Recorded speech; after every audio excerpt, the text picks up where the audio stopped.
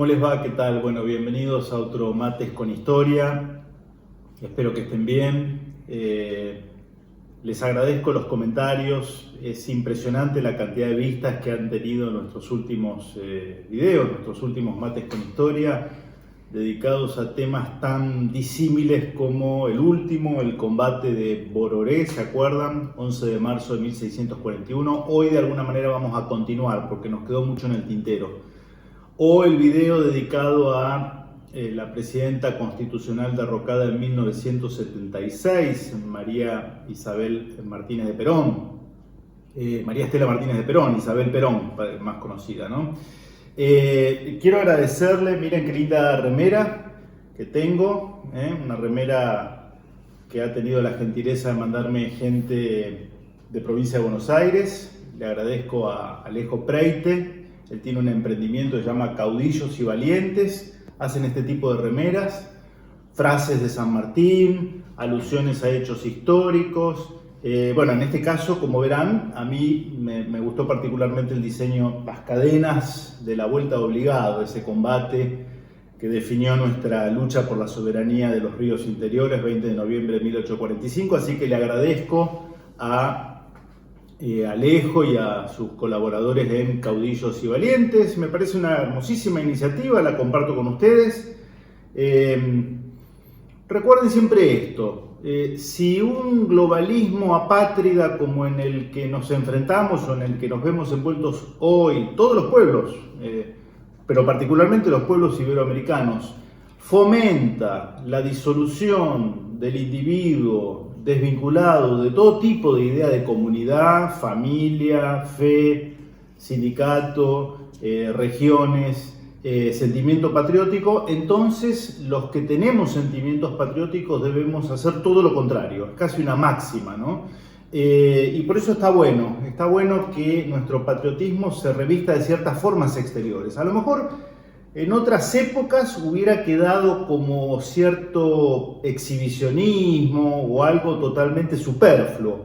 Hoy me parece algo, diría, necesario, y por eso saludo iniciativas como la de gente de Caudillos y Valientes. Están en Lomas de Zamora, tienen un Facebook, tienen una cuenta en Instagram. Les recomiendo que lo sigan y que encarguen su remera, digamos, con alguna frase patriótica o que haga nuestra historia.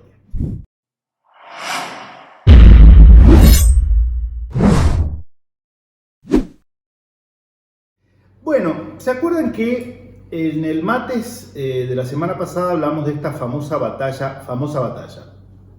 En realidad una olvidada batalla, la batalla de Bororé, donde miles de indios guaraníes acaudillados por unos pocos sacerdotes jesuitas, los jesuitas que habían liderado ese experimento, un experimento en todo el sentido del término de evangelización de una cultura, en este caso de una nación, las famosas reducciones jesuíticas o las misiones jesuíticas si quieren, enfrentados a los bandeirantes que procedían del Brasil, más específicamente de San Pablo. Y los bandeirantes eran expediciones, eran cazadores de esclavos. Como no podían cazar negros nativos que venían del África, entonces cazaban indios guaraníes o de otras etnias, ¿no? Les recomiendo entonces los pormenores de esa batalla en el Mates con Historia anterior. Pero lo que nos quedó pendiente es un tema que para mí es de mucha importancia, que es la de la expulsión de los jesuitas. Saben ustedes que en 1767 hubo una disposición real en España, reinaba Carlos III de la Casa de Borbón, pero también en Portugal, José I en Portugal, y también en Francia. En general las naciones católicas, estamos hablando de fines del siglo XVIII, expulsan. Cuando digo expulsan es que los detienen, los encarcelan, confiscan sus propiedades, destruyen su obra.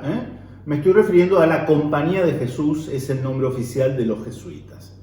Es algo muy importante porque a mí nunca me cerraron, quizá a ustedes tampoco, estas excusas para proceder a semejante decisión, ¿no? Que tuvo implicancias terribles en países como los nuestros, por todo lo que significaba la orden de los jesuitas, ¿no? Después va a ser rehabilitada años más tarde y por supuesto sigue vigente, existe como una de las tantas órdenes religiosas dentro de la Iglesia Católica Apostólica Romana, ¿ok? Pero nunca me cerró esto de que algunos fiscales reales habían detectado una presunta conspiración para dar muerte al rey, ¿no? Esto se dijo en su momento en el proceso por el cual se llegó a la decisión real de hacer la expulsión de los territorios españoles en América y en la península, que constituían una suerte de imperio dentro del imperio, es decir, que habían llegado a constituir una suerte de imperio económico, merced a la gran riqueza amasada, ¿no? Sobre todo en territorios ultramarinos, básicamente en la región de las misiones guaraníes. Esto es cierto, lo vimos en el video anterior.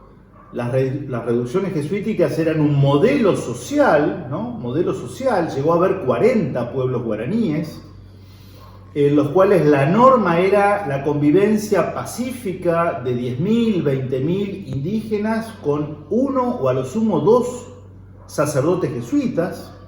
Eran lugares en donde la constitución de los cabildos, por ejemplo, su integración era reservada solo a los guaraníes. Los españoles tenían prohibido entrar en esa suerte de autogobierno. Entonces uno dice, ¿qué hubo detrás de eso, ¿no?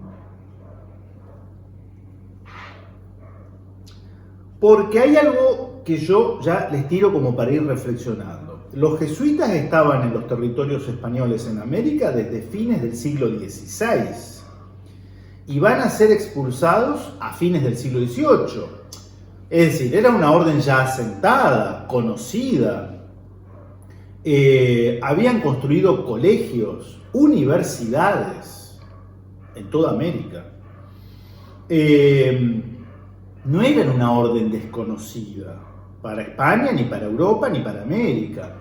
Su labor en América, ahora vamos a leer algunos aspectos, ¿no? Como para que tengamos una idea de lo que significó esto, porque uno dice, se expulsó a los jesuitas, y así se estudia la historia y se menciona nada más, sin ahondar demasiado.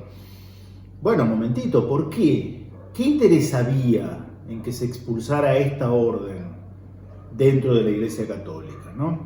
Fíjense algo, hay un trabajo en internet, yo esto lo encontré buscando, sinceramente no lo conocía. Enrique Villalba tiene un trabajo enorme sobre lo que significaba la educación de los jesuitas. Y esto es para desmentir el mito este de que acá el que vino a educar en la primaria y en la secundaria se llamó Domingo Faustino Sarmiento, bien avanzado del siglo XIX, una falsedad total, ¿no? Como si antes de Sarmiento hubiéramos sido todos iletrados en América. Los jesuitas no solo fundaban universidades, sino que también se dedicaban a la enseñanza primaria y secundaria, ¿no? Les leo algo de lo que dice Enrique Villalba en su obra, se las recomiendo, ¿no? La obra se llama Consecuencias educativas de la expulsión de los jesuitas, y dice, ¿cómo impartían educación los jesuitas? Dice, en cuanto al currículum de esos colegios, con los que ya hemos advertido que los jesuitas representan un papel destacadísimo en la enseñanza secundaria americana, podemos resumirlo del siguiente modo.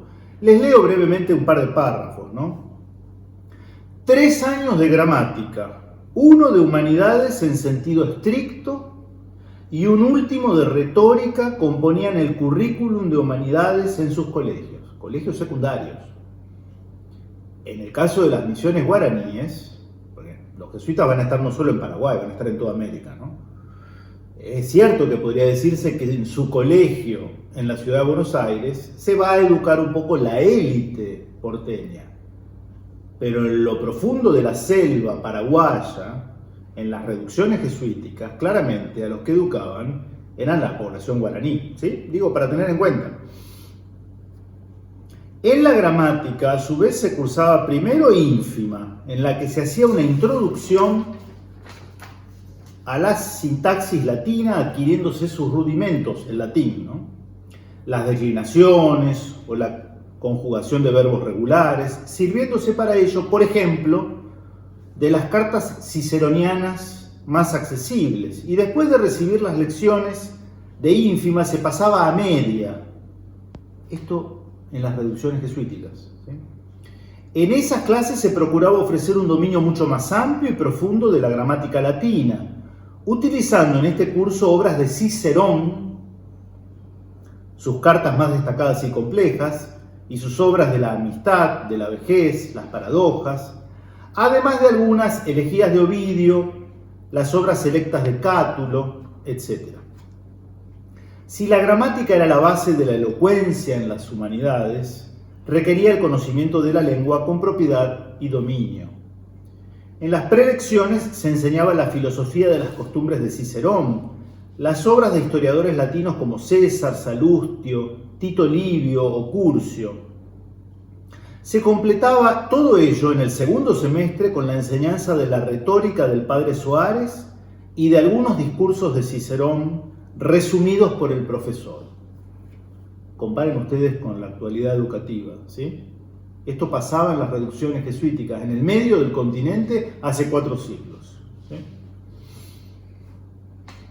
La retórica se impartía en 3 partes principales: los preceptos del habla, el estilo y la erudición, buscando la elocuencia. ¿Se dan cuenta por qué después no puede sorprender que en esas misiones jesuíticas apartadas en el medio de la nada de un imperio transoceánico, la gente se deleitara con la música del barroco? ¿Se acuerdan que pusimos en el video anterior? El barroco boliviano, el barroco paraguayo, en Chiquitos, en Mojos y en tantos otros lugares, ejecutado por indios. Les recomiendo nuevamente la película La Misión, de 1986. El método estaba organizado en 3 partes. Presten atención a esto. Alguno que esté vinculado a algún sindicato docente de la actualidad. La prelección, con la explicación del maestro como su eje central, la repetición basada en la participación de los alumnos y los ejercicios, en los que la labor se realizaba de manera conjunta profesores y estudiantes. La primera de ellas, la prelección, implicaba el siguiente proceso: lectura del texto, breve resumen de su argumento y relación del mismo con las lecciones explicadas con anterioridad, y explicación literal a fin de facilitar lo mejor posible la comprensión de las palabras, términos, frases, etc., ajustándose en ella, claro, al nivel propio de cada clase. La repetición, ¿qué es esto que suena hoy feo, no? ¿Que los enseñaban a repetir de memoria? Era un poco más complejo. La repetición, programada sistemática y rigurosamente, era un proceso de aprendizaje destinado a la mejor asimilación de lo enseñado. En ella había también 3 distintas formas consecutivas. A continuación de la prelección, la primera de ellas trataba de destacar y señalar lo esencial de lo que había sido explicado por el profesor, a fin de que los alumnos fijaran en ello su atención. Una segunda repetición se hacía al día siguiente, tras el estudio privado y personal.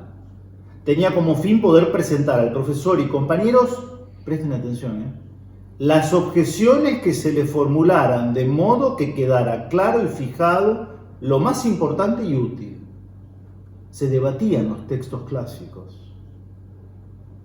Por último, la sabatina suponía la repetición de todo lo explicado a lo largo de la semana y consistía en una especie de competición entre 2 grupos que servía de repaso público. Enrique Villalba, recomiendo que busquen su trabajo. ¿Qué me cuentan?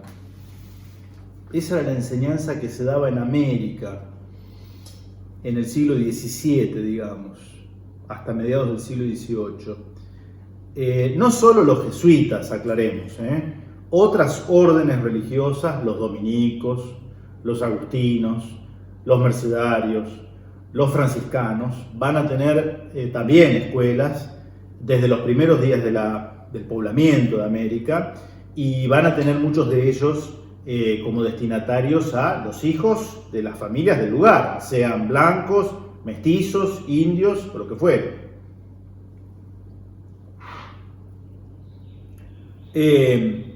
Hoy me iría por las ramas o se alargaría demasiado este video y no quiero incurrir en el mismo error de otras veces, pero también les recomiendo que busquen, hay mucho material en internet muy valioso, lo que significaba la diagramación edilicia de las reducciones jesuíticas, ¿sí?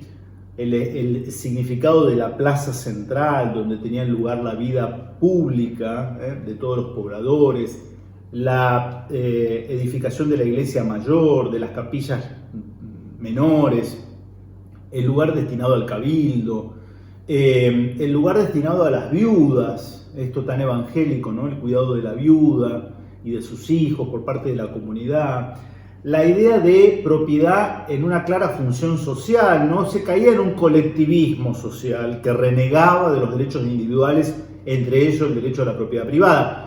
Pero la propiedad privada se entendía en función de un todo. En fin, lo que el padre José María Iraburu, lo hemos citado en el anterior Mates, describe muy bien en su libro Evangelio y Utopía, al hablar de la República de Guaraníes, ¿no? República de Guaraníes dentro del Imperio Español, lo más cercano a lo que podemos imaginarnos de aquellas primeras comunidades cristianas que vivieron en los siglos I, II, III y IV, sobre todo dentro del ámbito del Imperio Romano. Muy recomendable la obra del padre José María Iraburu. Bien, ¿y por qué fueron expulsados? Podríamos preguntarnos las causas y las consecuencias.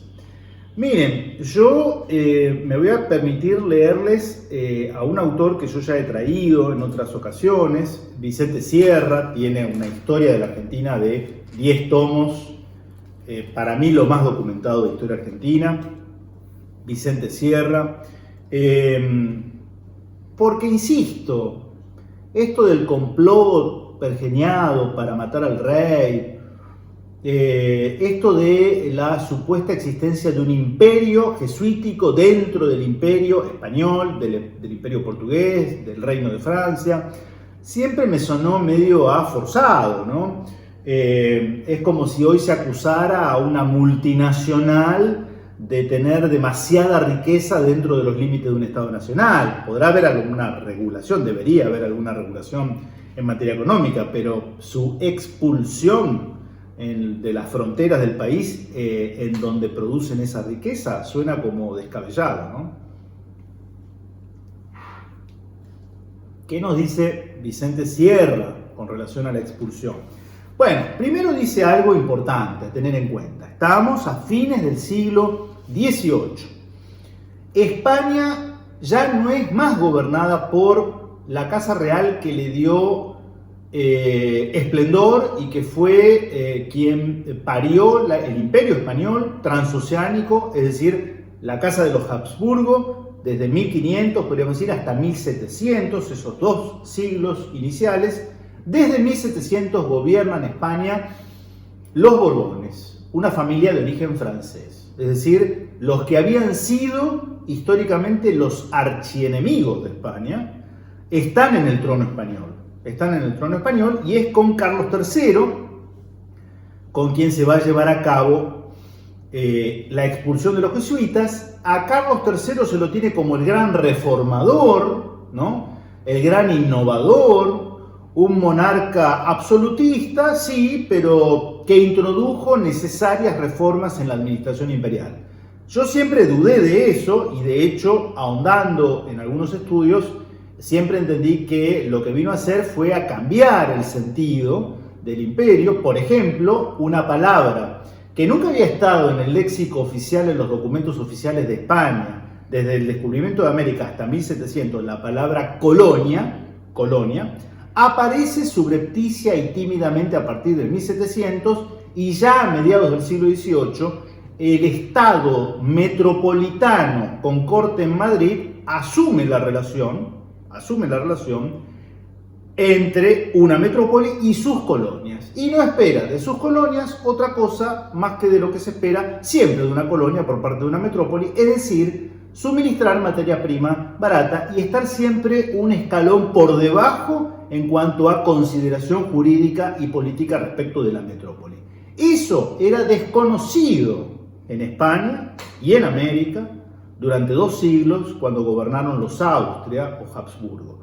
Recién va a ser introducido con la dinastía de los Borbones. Y aparece también en el siglo XVIII un actor de peso que es la masonería, las logias secretas, que dice Vicente Sierra.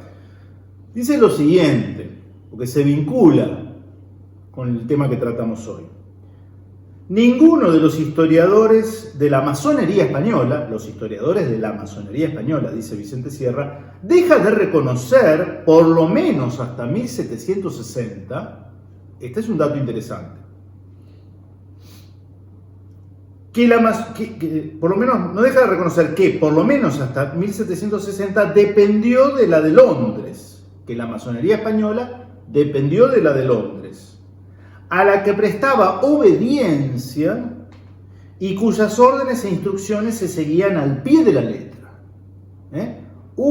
Fíjense, se acusa a los jesuitas de ser una quinta columna dentro de la estructura imperial, cuando lo que nos dice Vicente Sierra y otros es que de manera más secreto, pero persistente, desde hacía algunas décadas, había otra quinta columna dentro de las estructuras imperiales. Van a ser masones buena parte del gabinete de ministros de Carlos III, ¿sí? Entonces, la acusación para con los jesuitas parece que omitía hacerla respecto de estos otros muchachos que recibían órdenes directas, al menos, dice Vicente Sierra, hasta 1760 de la City de Londres, ¿no? Todos concuerdan en que fue la masonería la que difundió la literatura antijesuítica, que Pombal, en Portugal, un ministro, ¿no? Y el ministro Gesell, notorio masón grado 33, en Francia, produjeron para justificar la expulsión de la Compañía de Jesús de sus respectivos países. En 1760 comenzó a organizarse el Oriente Español, pero dependiente de los poderes masónicos franceses, que seguían atados a Inglaterra, a pesar de las apariencias. Entonces, primer elemento a tener en cuenta. Pero vamos a lo medular y vamos cerrando. Con los Borbones en el poder cambia el sentido de ver la política y sobre todo de entender algo fundamental, que era el origen de la legitimidad del poder real. Es decir, en virtud de qué el rey podía mandar y los súbditos debían obedecer. Esto es lo que cambia. Esto es lo que cambia con los Borbones. Y acá entra no solo la Iglesia Católica con su doctrina sobre el origen del poder, sino particularmente la Orden de los Jesuitas. No se olviden, la Compañía de Jesús es fundada en pleno auge de la contrarreforma católica contra el protestantismo. Era de las más nuevas y había tenido un impulso notable, ¿no? Era la más dura en cuanto a sus exigencias. De hecho, exigía a sus novicios, digamos, un cuarto voto, el famoso cuarto voto que era el de la obediencia al Papa, ¿no? Dice lo siguiente Vicente Sierra: cierta literatura histórica dominada por propósitos políticos coloca a hombres como Aranda, Pombal, Campomanes, todos los ministros, ¿no? Y por consiguiente a reyes como Carlos III entre los exponentes de un progresismo cuya prueba máxima habría sido dada por la expulsión de una orden religiosa oscurantista, enemiga del progreso y sobre todo de las libertades políticas de los cuales los citados eran adalides, ¿no? Esta es la historia oficial, nos dice Vicente Sierra. Para llegar a tales conclusiones hay quien no titubea en falsear la verdad histórica y en asignar a los reyes de la Casa de Austria, los anteriores, ¿no?, un pintoresco absolutismo medieval, apoyado en el fundamento teológico del poder temporal, agregando que bajo los Borbones se abrió paso a, cita, una concepción cada vez más laica del poder real. Va a ser todo lo contrario. Conceptos semejantes determinan que el lector se encuentre muchas veces incapacitado para comprender hechos posteriores, que son acomodados a la conveniencia de tesis políticas contemporáneas, lo que obliga a formular su exposición con orden para encauzarlos en su realidad histórica. El siglo XVIII ofrece una dispersión ideológica tal que se requiere mucho tino para no perderse en su confusión. La realidad es que aquellos hombres que enfrentaban la tradición con la razón sostenían un régimen monárquico absoluto, sin límites, ¿no? Cuyo único fundamento era teológico. Y acá nos vamos poniendo más en tema. Los fiscales del rey decían que las leyes se dictaban en nombre del mismo Dios. Los fiscales del rey Carlos III decían que las leyes se dictaban en nombre del mismo Dios. Es decir, una tesis irracional que un Felipe II no habría comprendido. Felipe II, Carlos I, su padre, jamás hubiesen sostenido eso. Si este hecho es ocultado, se debe a que la razón poderosa que permitió convencer a Carlos III, Luis XV y José I, reyes de España, Francia y Portugal respectivamente, de expulsar de sus reinos a la Compañía de Jesús, se relaciona con el sistema de los jesuitas. No eran las riquezas, que las hubo, ni un complot indemostrable. No. Era una cuestión más de raíz.